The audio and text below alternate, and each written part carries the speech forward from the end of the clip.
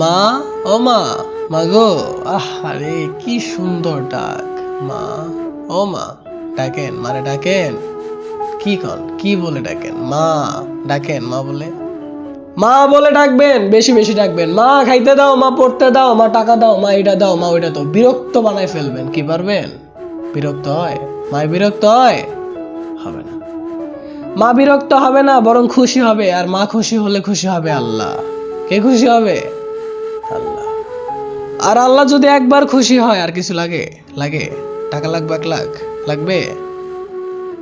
আল্লাহরে খুশি করেন। আল্লাহরে খুশি করতে হলে মাকে খুশি করতে হবে। গালি দেন যাইবো মারে? যাবে না। গালি দেন?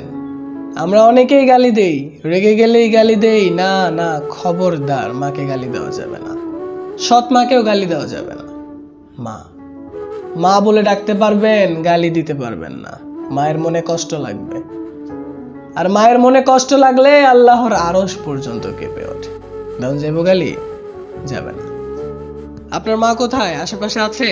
যাদের মা আশেপাশে আছে তারা মায়ের কাছে যান, মায়ের মুখের দিকে তাকান, মা বলে ডাকেন।